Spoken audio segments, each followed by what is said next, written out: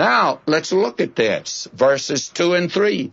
Belshazzar, whilst he tasted the wine, commanded to bring the golden and silver vessels which his father Nebuchadnezzar had taken out of the temple which was in Jerusalem, that the king and his princes, his wives, and his concubines might drink therein. Then they brought the golden vessels that were taken out of the temple of the house of God, which was at Jerusalem, and the king and his princes, his wives, and his concubines drank in them.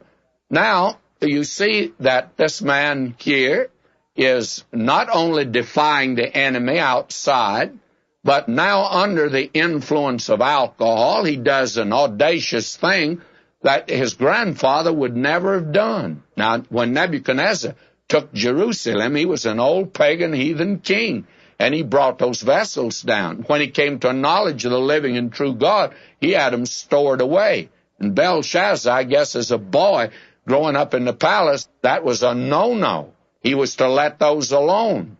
And now he drags them out, and they are going to serve the guests with these. Now, let's understand one thing. They're not holy vessels anymore. Holy means that which is set aside for the use of God. But he is defying God by this act. And today, men are defying God, but God's got plenty of time. I think it's been quite interesting. Ever since I've been in the ministry, I get letters, and I think I have lived during about 6 presidents since I've been a minister. Why don't you say something about, why doesn't God deal with this man? Do you know that I just went down the list, all those presidents, they're all dead. Just give God time, friends. He takes care of the situation. He'll handle it, and he's going to take care of Belshazzar. So they now drag in the vessels, and the king and his 1,000 guests, they became drunk. And under the influence of liquor, he did a blasphemous thing. And so they bring these in. And he'd been warned about this, you know. He that being often reproved, hardeneth his neck, shall suddenly be destroyed, that without remedy. God has said that in Proverbs 29:1.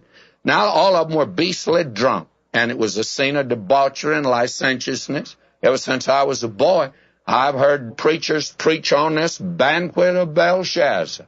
And he must have had some banquet, according to some preachers I've listened to.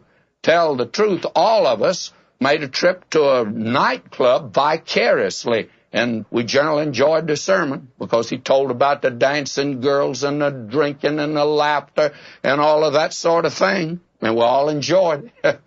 And nothing's mentioned here about it, but you can draw on your imagination, you know. Verse 4, they drank wine and praised the gods of gold and of silver and brass, of iron, of wood and stone. They toasted them all, and it would take more than one night to toast all of them they had in Babylon.